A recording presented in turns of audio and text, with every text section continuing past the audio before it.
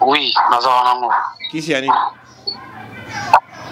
Bon, eza kisi ka pona protection na ngai. Eza pona protection te kisi oya kosaka na étoile bana basi ya bato. Protection ya wapi? Papa oyebi on de ni kiza pona saka na kisi olala ka bana basi ya bato po saka na ba étoile na bango. Et puis ndenge ozawana chaque mois si ya moninga na yo si okoucher na ye. Oui, bien on est ni. Naïe bien on a prophète. Frère, ce que tu dis makambo wana te okokufa. Na musali nzambe, na ennemi ya mutu te, na politicien te.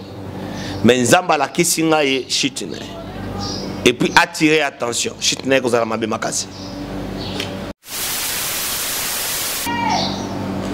C'était la nuit d'aujourd'hui que le Seigneur est venu me parler par la voix audible. La première fois, c'était par la voix audible. La deuxième fois, c'était par une vision. Et la troisième fois, c'était aussi par la voix audible. Bokomada Talelo. Le Seigneur est venu me montrer, me dire que j'ai dit à la nation congolaise que la chute du Corneille Nangaa est arrivée. La chute du Corneille Nangaa est arrivée. Comment cela fera-t-il? Dieu m'a montré, il m'a dit regarde. Et quand il m'a dit regarder, j'ai regardé Nangaa sur un trône. Un trône, mais trône en goma kolo nango ezaki akopola. Azui trône, mais trône en go ezaki akopola. Bato azo beta maboko mais azo kweya. Dieu me montre sur le gouvernement congolais qui est accompagné par notre président, son Excellence, Monsieur le Président Félix Antoine Tshisekedi, que je salue en passant. Namoni na gouvernement na ye 5 traîtres bimi. 5 traîtres. Bako finga président. Bako loba ou bako loba. C'est parce que il n'a pas voulu écouter le Seigneur, il a voulu écouter les gens. Son Excellence. Yangoba mikakatano ekomili. Tu étais quelqu'un que Dieu avait élu pour bien venir sauver le Congo et amener dans une vision que tu as. Mais loenge mokoboye ya koyoka libanda. Koyoka batu makasi kozanga koyoka nzambe na ba promesse opesa kinzambe et sali ke lelo nzamba atala la musika.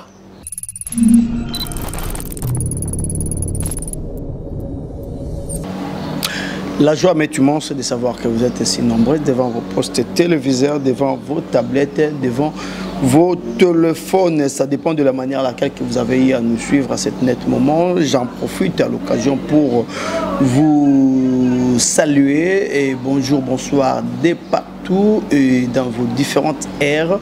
J'ai dit comme ça, quelle heure ici à Kinshasa? Il est 11h20 à Kinshasa. Déjà, je vous dis bonjour et pour ceux qui sont en Angleterre. Et déjà, il y a -1, si je ne m'amise pas. Et déjà, pour ceux qui sont au Canada, États-Unis, mais qui est -6. Et déjà, bonjour Nabino Kaka. Et tika etinzambalola abatela moko na moko ba onyoso bazana ngambo ya Dubaï, héros déjà 16h, depuis que boulot comme aussi là déjà 17, 18h, plus 6 ou plus 7 comme ça. Zambalola apamola bino bonsoir Nabino. Ezali ngai wa bino naton mwamba mwana ya ba maman.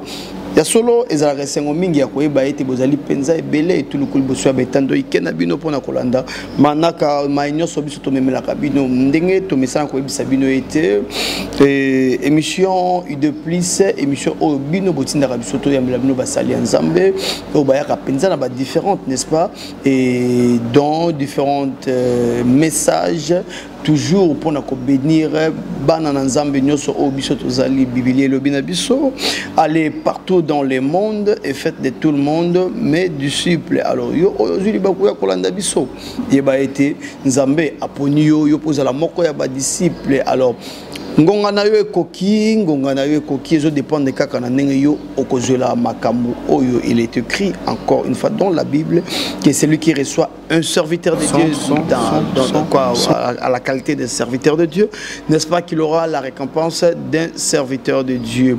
Ezo dépend de na ndenge yo okozela biso na tango oyo bangonga wana nanu esilate mai oyo nzamba banda ko sala kala na basali na ye nanu esilate. Il peut encore le faire aujourd'hui. Ainsi, sur ce plateau, nous ne sommes pas seuls. Tozali Bongo, na Mosali Nzambe, le prophète Sam Wanzambi. Déjà, tu es bien, très bien, Azali Moto Asikate parmi nous. Et nous les connaissons très bien. Nous allons déjà pouvoir faire son entrée. À qui j'ai dit Shalom, l'homme de Dieu. Shalom, shalom, monsieur le journaliste. Bonne santé, papa. Nzambe Azo Sunga. Merci. Kambabisona Losambo pour na kobanda manaka lelo. Yahweh nabikamwa totie émission oyo na maboku na yo. Tikete lola et fungoma. Que ta volonté soit faite au nom puissant de Jésus. Amen. Amen, amen, amen. Merci beaucoup l'homme de Dieu. Et encore une fois de plus, et merci pour l'appel. Nabino Tambo Benga Biso Boenga ou ça a été message Ezali. Alors rapidement, il y a mon habitude de côté la makambu so mike bonne santé Nabino. Santé Zamalam. Nous avons reçu votre appel et c'était vers 5h du matin. Auto j'appelle Nabino, que papa Nathan, Yaka, Natongo, et que vous avez un message pour bénir, n'est-ce pas, le peuple de Dieu et les enfants de Dieu qui nous suivent de partout. Qu'est-ce que Dieu vous a mis à cœur? De toutes les façons, messieurs les journalistes, nous disons encore infiniment à Dieu qui est toujours fidèle à nous, malgré nos faiblesses, malgré tout. Le Seigneur est fidèle, il continue à nous parler sur son peuple, sur son pays, pour la RDC, pour la nation, que le Seigneur Dieu soit loué.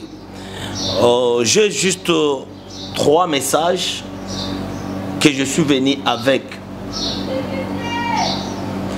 C'était la nuit d'aujourd'hui que le Seigneur est venu me parler par la voix audible. La première fois, c'était par la voix audible. La deuxième fois, c'était par une vision. Et la troisième fois, c'était aussi par la voix audible. La première des choses, le Seigneur est venu me parler de dire à la nation congolaise, Bokomada Talelo, le Seigneur est venu me montrer, me dire que j'ai dit à la nation congolaise que la chute du Corneille Nangaa est arrivée. La chute du Corneille Nangaa est arrivée. Comment cela fera-t-il? Dieu m'a montré, il m'a dit regarde. Et quand il m'a dit regardez, j'ai regardé Nangaa sur un trône. Un trône, mais trône nango makolo nango ezaki akopola. Azui trône, mais trône nango ezaki akopola. Bato azo beta maboko mais azo kweya. Bato azo beta maboko mais azo sanin. Le Seigneur m'a dit,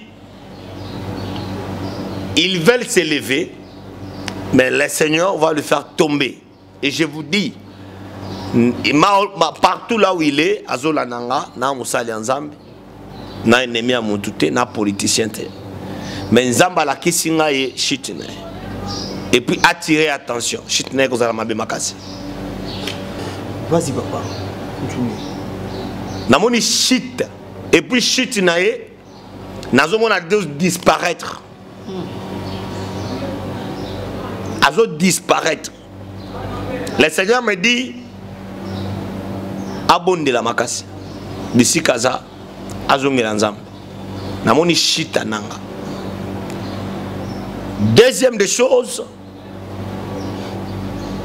Dieu me montre sur le gouvernement congolais qui est accompagné par notre président, son Excellence, Monsieur le Président Félix Antoine Tshisekedi, que je salue en passant. Namoni na gouvernement na ye 5 traîtres bimi. 5 traîtres. 5. Et Dieu m'a donné même les noms, dont je ne peux pas citer ici. 5 traîtres. 5 traîtres babimi. Na ba 5 traîtres wana. 3 bakimi na exil. 2 bakangi bango.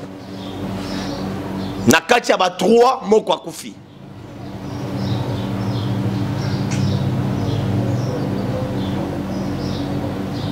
C'est là où Dieu me dit,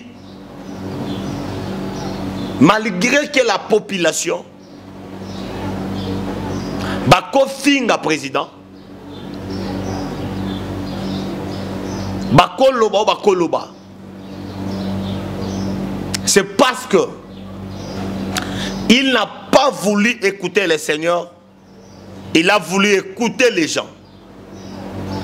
Son Excellence. Yangoba mikakatano ekomili. Tu étais quelqu'un que Dieu avait élu pour bien venir sauver le Congo et amener dans une vision que tu as. Mais loenge mokoboye ya koyoka libanda, koyoka batumakasi, kozanga koyoka nzambe. Na ba promesse opesa kinzambe. Et ça dit que lelo nzamba atala la musika. Mais la main de Dieu est sur toi. Il va te protéger. Très bien. Il va te protéger. Écoute très bien. Beaucoup m'adata lelo. Nzamba Pesaka, je te dis très bien ce que le Seigneur m'a dit. A Pesaki Félix Bokonzi Mboka Oyo pour un durée indéterminé. Mais par rapport, il y a interdit. Oyo président a dit soit ça liboso nzam, liboso batouté amzam. Royauté naé et comme la limite mokoboy. Et qu'on a sous dengue zaki prévu. Et comme la limite mokoboy. Deuxième message. Troisième message, pardon. Zamasola Kisanga, un généraux connu de la FRDC, je le vois tomber à bout portant. Namola Beti Massa, c'est généraux Moko. Zamba Lobi, Alingi Ali Mouissa Batraite na Congo. Alingi Ali Mouissa Batraite na Congo.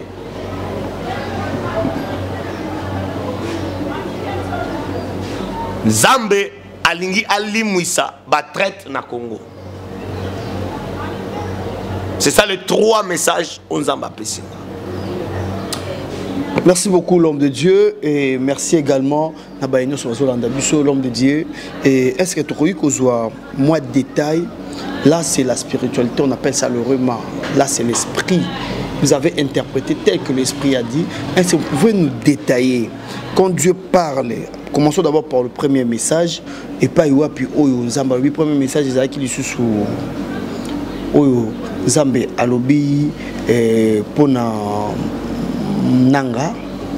À combien Nzambe azo destitué Nérénini Azali Kolimou Saye.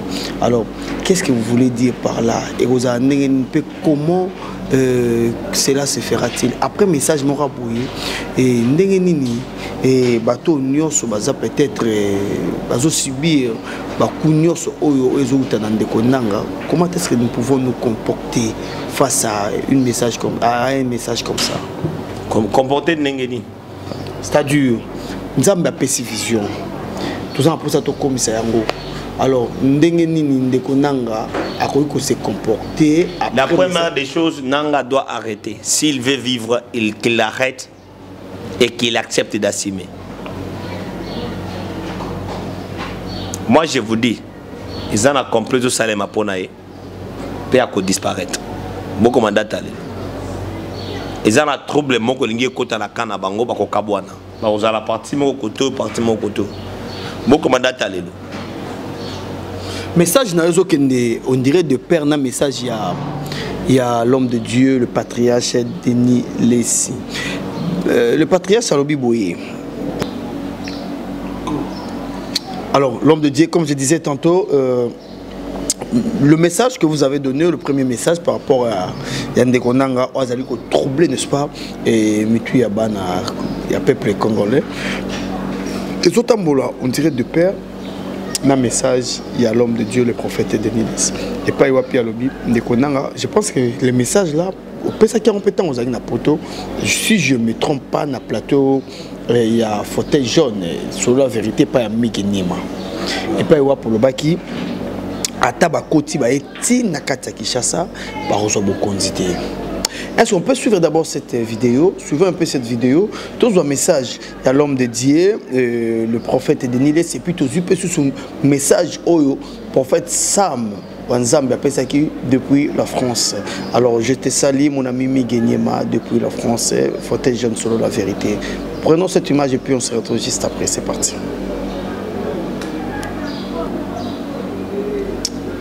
Merci beaucoup, merci à le grand caméraman Jacques Ngabengakaye.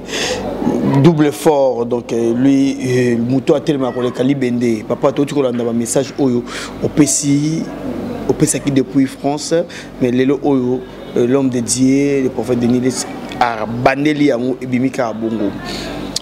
Bongo so sali kende konanga a dénoncé na nyosoana a tiki.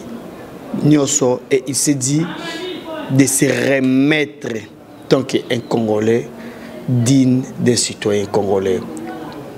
Bourlobani pour le gouvernement, est-ce qu'on peut encore lui recevoir? Oui, oui, c'est un frère congolais. Et quelqu'un se répand selon la Bible, il ne mérite pas la condamnation. Akoya, Akwasime, selon la loi congolaise, il y a un lobby pour naïe. Akwasime, ba peine naïe. Et puis c'est fini et il va garantir sa vie, il va continuer à vivre. Mais si ce n'est pas ça, nous avons un échec.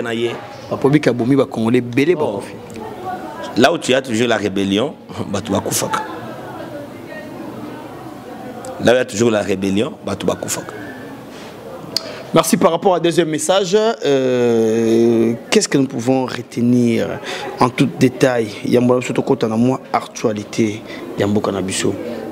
Par rapport au deuxième message, il y a un problème à notre président. Il était entouré par des traîtres et Bango Wazaki na Bazat jusque-là au beach à Koko Isaïe. Mais Nzambe les 5 qui ont été entourés dans Bazar. Bazar na Bakombo na Bango Nyos. Papa, si il faisait aussi et comme qui président c'est le Kibino qui est autant très bien. Très bien avec précision. Nana ba kombo ananzamba pesa kinga omoni boye ba mususu omoni longi ezaboye. Ngana mataka na media te na lobanzamba yebisinga tunzamba yebisinga te. Papa, vous avez niveau il y a risque aux parcourir. Risque à nini? Il y a qu'un Zambé a pêché au combo Nabilongi a très très haut entouré président. Oui, Zambé a pêché. Au bas ça là que président Kouya. C'est un azou yebiso. Est-ce que il y a des remèdes ya mboka Congo? Et alors ni mi charge ya Congo na mapikana. Zamba pambola bino. Vous savez, il y a une chose que le Seigneur a toujours voulu sur son peuple. Quand Dieu veut sauver une nation, il envoie le prophète. Vous savez, il y a une chose que le prophète est bien à Congo, va sur un message ensemble, il va retransmettre. Pourquoi? Parce que aussi, la justice congolaise n'est pas dans la bonne forme, excusez par les termes. On dit Moutouboye, il y a un message, il y a une infraction. Donc un messager, il faut battre la messager. Parce qu'il y a un remède. Mais comme on a gabino yo siko ndé donc ozaboye babani ko kulukele ba inflation simanae mutu ngo azane loko abonzambe o eko souveraination pour na ba intérêt ba poche bato ba ekomi limité. Babi que soit nzambe te papa okozwa film moko ezozwa film na bumi mutu. Bon so lelo oyo. Non na bumi mutu. Est-ce papa ba rozwa yo pena ba tio liboso président de la République qui fâche béton. Écoute, le président de la République, c'est notre père. Spirituellement, je suis son père spirituel. Je suis parmi les pères spirituels. Parce que dans la bana, il y a âge dans l'église. Je n'ai pas respect. Papa Nabiso. C'est notre excellence. C'est notre garant de la nation. Mais, Batouebele,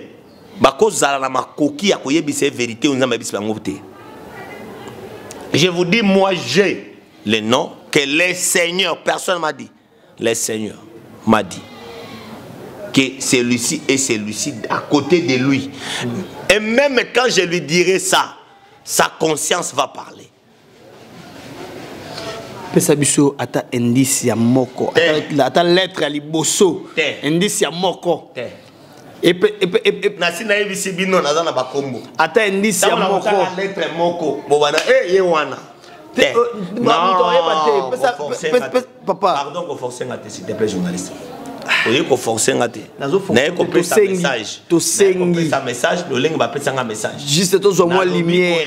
Lumière ngo wana nzamba révéler nga ke na sima na ye na entourage na za na 5 traîtres. Pe signe na pesi bino au courant ndenge tozo kende. To koma mois de mete okoyoka. Okoyoka mois de mete bokoyoka comme signe et koma mois de mete. Remboursement à ce gouvernement chez Baluka. Remaniement et salé na gouvernement. La deuxième des choses, na katia remaniement na ezana ba mi balé ba kokima moko akokufa bokoyoka moko akufi. 1 l'autorité akokufa. Ça c'est Dieu qui m'a dit. 2 mi balé ba kozala kokangama awa na Kinshasa bokoyoka ngo. Ngai na lobi bo batele image bokomona biloko nazo loba ikokokisama. Parce que je ne le parle pas pour que balukanga. Je ne le parle pas pour Moutoumou Futanga, je le parle parce que le Seigneur m'a dit. Merci beaucoup, l'homme de Dieu. Il a été clair avec ses propos. Et on devait savoir que les propos tenus n'engagent qui est. C'est lui qui le dit. Alors merci, moi je suis un journaliste. Nayoki Kaka, la voix sans voix, nous vous les ramener, n'est-ce pas? Et juste pour traiter et pour voir qu'est-ce que le Seigneur a dit à travers son serviteur.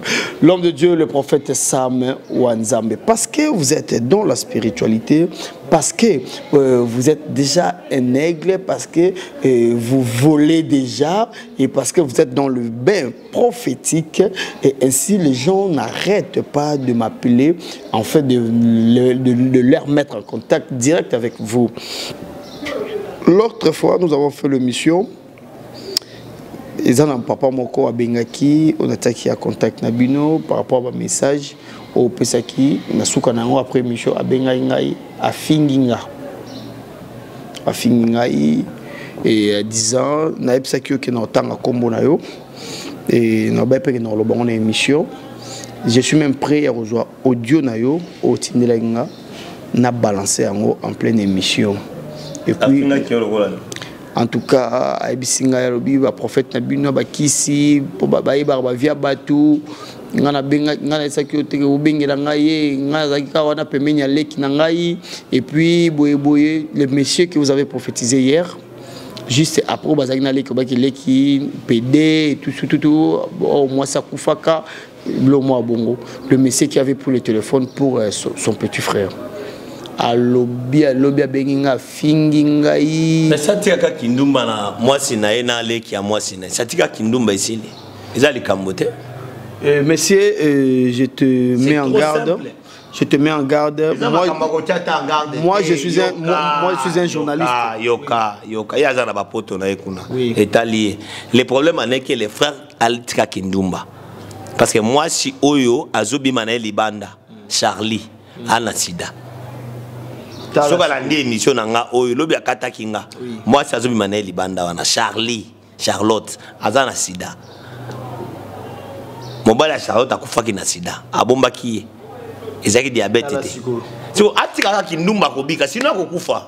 Afinga yo te soka kindumba na akokufa.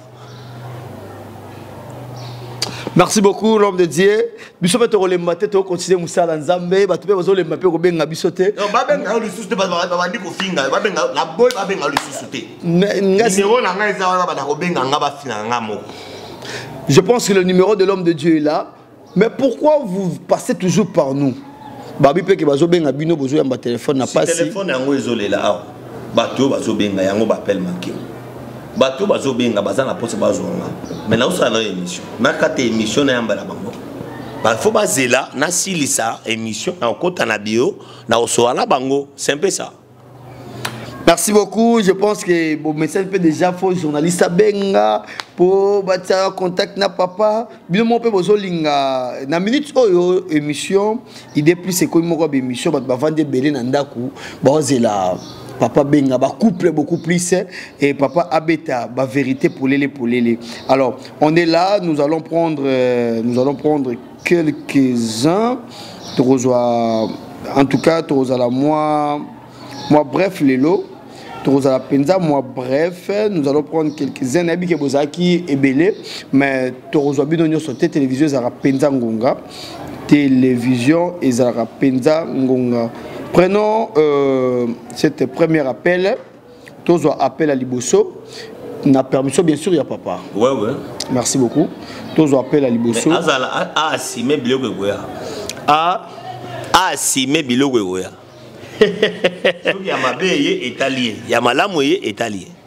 En tout cas, quand vous nous appelez, ça c'est le Saint-Esprit. Saint-Esprit va kangaké mon roté. Ba vie na bino biso to bien roté, to zaresi ka roté, to vanda mboka roté malgré to vanda mboka to yebanité. Alors quand le Saint-Esprit parle, ce n'est pas à nous de guider le Saint-Esprit. To tika Saint-Esprit aloba ndenge azali ko loba. Faut aussi porter kaka. Malgré ma finga musala nyoso ezara toujours na ba inconvénient. To mesa na ma finga déjà et alors non senga na bino tant bobenga biso que to kutanisa bino basala nzambe biso to zara baninga basala nzambe te. Alors on n'a pas de relations auto-entreteneurs. En dehors, il y a micro, caméra, na liboso na bino. Donc en dehors d'être invités na biso, ce sont des serviteurs de Dieu. Alors nous les respectons comme ça, dans leur qualité de serviteurs de Dieu. Tant que bengi biso que tout ça en contact en pleine mission et ce que ça pour na comme kabasa dans Zambé et zotalara bino dans Zambé na bino. Mais moi je vais faire mon travail. C'est quoi mon travail? C'est de vous mettre en contact, de vous présenter et le don que Dieu a mis à ce serviteur. Merci beaucoup. Nous allons prendre le premier intervenant, bien sûr, par l'autorisation de l'homme de Dieu. Donc, premier intervenant. Premier intervenant. Allô, bonjour papa. Bonne santé. Oui, santé, ça bien moi. Bon, non, ce n'est pas le pasteur Ezali Bongo, les journalistes. Nathan Mwamba. Donc, regardez Moutobenga qui lobby un numéro nanga privé pour n'en appeler ça. Oui, pour n'en l'homme de Dieu, le prophète Samuel Wanzambi. Oui, merci beaucoup, papa. Rapidement, comment on a ni peu aux alamboka nini pour na bateau bazolanda biso baeba. Oui, merci beaucoup. Monsieur Gilbert en France. Monsieur Gilbert en France. Merci beaucoup, papa Gilbert. Moussala Nzambe yo koyiko solanae. Allô, papa Gilbert, bonjour. Bonjour, papa. Zamba Pambola. Amen, papa. Tango zoloba amen nazo mona eloko moko nazo mona ozana goatra na kingo. Isa bongo papa, isa bongo. Iso déranger makasi. Goatra wana esali 5 ans. En tout cas, isa bongo. Ça fait 5 ans. Tango nazo continuer nazo yoka nzamba zo ebisangai obala 3 femmes. Oui papa, isa bongo. Femme a dit comme on Marie Kapinga Jeanne. Isa bongo.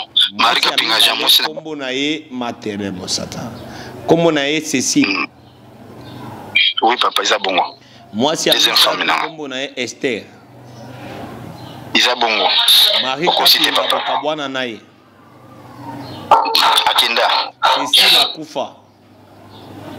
Oui papa, isa bongo akufa. Esther pe auti kokufa. Ah papa, yango na bité vie na ngai ozana ba cameraman to ba caméra otana ndaku o to ba tasivela nga papa nyuso zo loba yango anzambe na ngai papa musala nzambe aboyina na mona te papa na ngai eloko ezokamu isanga eza que nazomona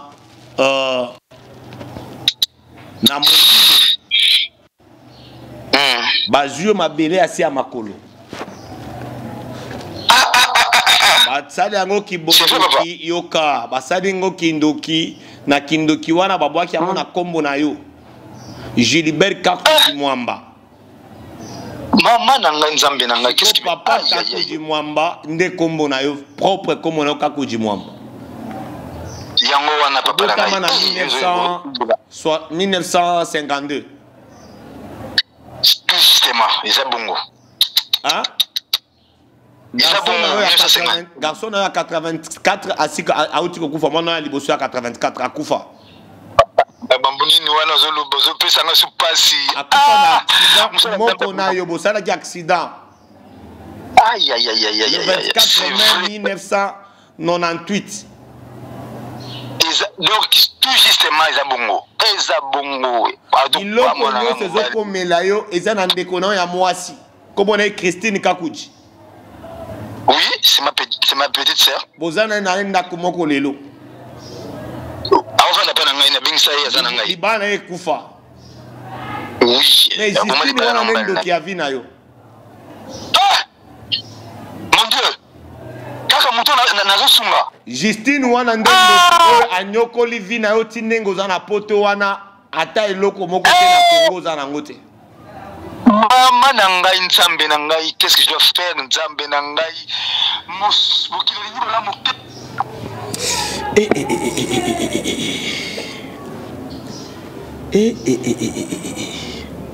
papa pensa musu token il manque le mot franchement. Prenons la deuxième personne. En tout cas, tu recommendes sous-té. Non, pensa musu token to gagner tapa. Tu recommendes sous-té. Prenons cette deuxième personne. Prenons. Allô? Allô? Bonjour, papa. Oui, bonjour, bien-aimé. Bonne santé. Santé, mon ok, tous en pleine émission. Ndenge bobenga bisolobi, et journaliste Nathan Mwamba. Ndenge bobenga bisolobi, qui boza la poso sur un prophète Sam Wanzambi. Le prophète est là, Azoyo Kayo. Bonjour, frère. Merci. Bonjour papa. Boni. Zambazo batela muke papa. Zambazo batela muke. Olobi malam. Papa ko tika kisi te na vina point.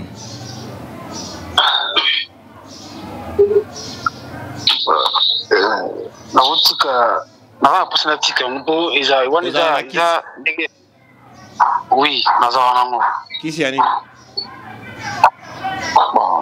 Eza kisi ka pona protection na ngai. Eza pona protection te kisi oyo ya kosaka na étoile bana basi ya bato. Protection ya wapi? Papa oyebi onde ni kiza pona sa na kisi olala kabana basi ya bato po saka na ba étoile na bango. Et puis ndenge oza wana chaque mois si ya moninga na yo si okuche na ye. Oyebi onde ni? Na yebi yango na prophète. Frère, soko tiki makambo wana te okokufa.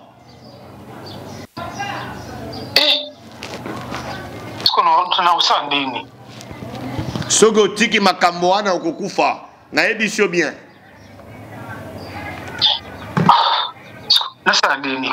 Lukanga après émission na sunga na délivrance. Na luko wapi? Benga nga na appel après émission na sunga na délivrance. Ok, amen papa. Aïe aïe aïe. Deuxième appel. Nous allons prendre le troisième appel et puis nous allons nous limiter par là. Toro 6 à l'autre commenté. Aujourd'hui nous allons travailler sur cet vent trop impétueuse et nous allons travailler sur cette grâce et prenons l'invité là. J'ai dit allô? Allô papa. Ah, ma soeur Bonnie. Bien papa. Oui, maman binombo benga bisolobi au déranger nga mingi aux na poso so na prophète Sam Wanzambi na bisaki OK na aux en émission lelo et naye au permettre qui était na ko eta yo pe la kaki nga nazo ba on a mis sur bateau pe na mis sur prophète ke bozana mobali na yo wana pona bosola na papa ezali yo. Oui papa ezangai. Merci papa yo azoyoka yo. Bonjour maman, comment on a bengeli nga wapi? Papa na benyo en Espagne kombo nanga mama Ike. Maman Ike. Oui papa. Maman Igete. Oui. Mobile na zap. Mobile nanga za pembeni nanga papa. Nazo mona boza na discussion ya makasi na ndako na bino. Eza bongo papa. Ozana zemi ya 4 mois. Eza boy. Mais mobile wana zo yebisa ka zemi wana eza ya yete. Eza bongo papa. Eza nga mobile na. Azo. Oui, allô, Moussa Nzambe. Ah, papa, bonjour, comment on a? Frère Gabi. Frère Gabi, ozobo ya zemi wana keza ya yote. Papa, naboyi zemi te menazana ba doute parce que matata oyo sel déjà 6 mois yango. Eko se retrouver moi ça comme na zemi mengane to saka susu mbetu morote. Vraiment eza nazab na étonné motionné. Azon di maté ça ngai te. Yo o reconnaître zemi wana te. Nazon di mayango te parce ngane to stoka bona na bambetu. Bona zemi ngi hotel ndenge nini. Joseph Basentel sou Maria na ndenge ya molimo ndenge.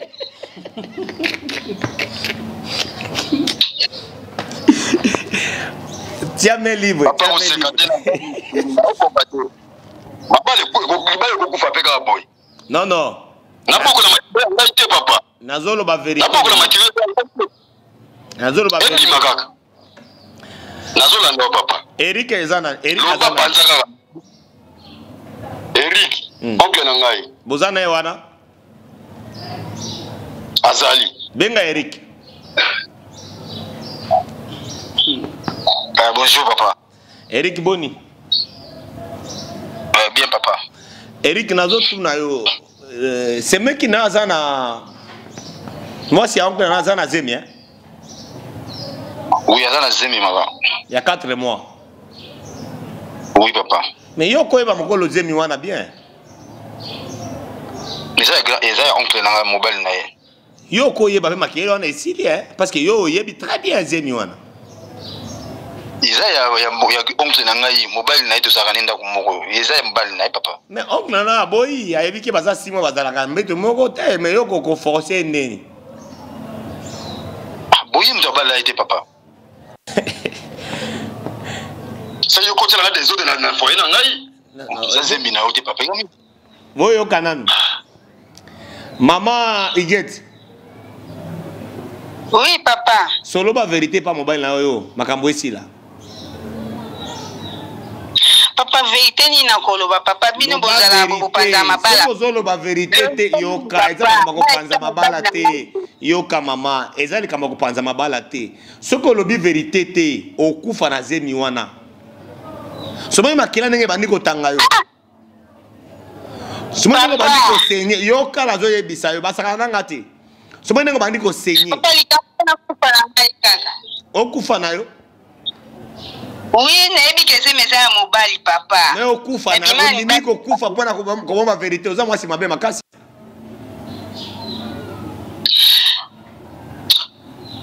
Bozala Nzambe. Zemi wana zala oncle na yo timbe a senta mwasi na yo. Bobo mapola nini? Ika okosa tu makambo ko papa. Non non. Loba kumi kumande loba nasi mama esa solo mbona. Bimbi mzee makosa tu makambo minene boy. Solo. Bola nanga. Mama oboyi. Papa, ngana imi makambo wana est-ce que oza la cicatrice opération ya libumu na yo te? Ezali papa. Na cuisse na yo ya droite oza na fleur te moko ba tatouage ya fleur te. Oyebe ngende ni papa. Yoka na libumu ya Eric eza na esika batu ba mbeli na Congo te. Eza bongo. Siko bozo ya pona. Yo zamona ba normal te obinde ninga za porter na libom na ebisio boye azana ozana cicatrice batu ba kio mbeli na Congo. Oui. ozoboya pona nini na tolo na ozana ba poil ebele boy eza bongo ndenge oncle na ngai pourquoi est-ce que ozosala oncle na boye muta yambi yo na poto bofande sika moko na Espagne mais yo ozozwa moi sinon olali na pourquoi tika kolia munoko loba vérité papa bengana oncle na ona ndako na yo prophète ngai nazo naebite tantinyo le ba papa zwa téléphone besanga papa wana mokolo ndako aza wapi yozo olia munoko bwendeni alo mosala nzambe yo bazolala mwasi na ozofanda kimia wazoba nazande mosone papa na comme na niveau de na kwea na piquer kis bongo mindele ba menga ngana ya tika ko na mwasi wana bien bolo wasua na sala na minute yango conseil no ko pesa ngasiko azoba mobali bengana Eric na ndako wana bengana mwasi wana ndako wana sino kokufa mwasi wana alingi yo te ale ba umi bale po bongo ya lelo ba panzana ka ba tende boko kende c'est ma maison vous allez partir boko kende na so benga na bino yo so ba bagage na yo so bureau na boso kende kende wapi mais faut être mimi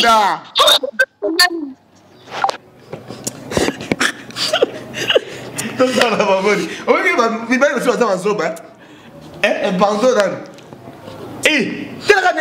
tout cas, on se limite là, Daddy. L'esprit de Dieu vient. Et pour tes assommes. Wana nyoso wana azobanga. Posto ki amati mongongo. Moi c'est afundi bazio batie na prison. Na garde vue. Ah kobana na porte tes assommes. Dans la ndenge ba lié moi sinaï. Mais aza malili boy. Sur place wana conseil nini yo tant que serviteur de Dieu. Ba benga na bango baza bandoki. Pa maman bozolanda biso na ba papa. Oh bozolanda biso. Non libala na ekufa. Makamba pardon nzate. Nanda konanga olala ndeko nanga apesi ko tuna zem. Akende ko. Papa akende. Ozwa mwasi mosu baza ebele na poto wala basi baza ebele ozwa mosusu. Na c'est ça koloba te.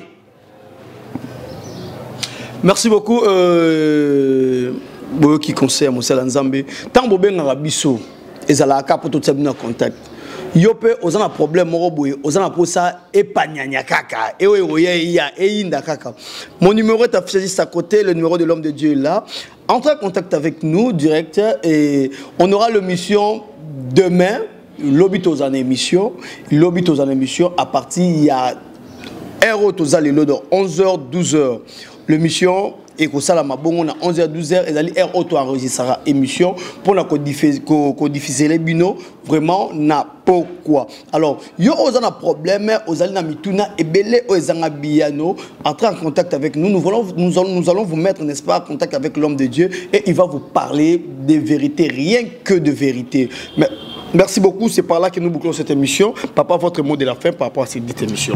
Numéro n'angaiza plus de 243 81 26 20 680. Bengangai yaka benginga ozuli sakolina yo. Na chaîne Nabiso abonnez-vous très massivement na chaîne Nabiso Prophétique TV.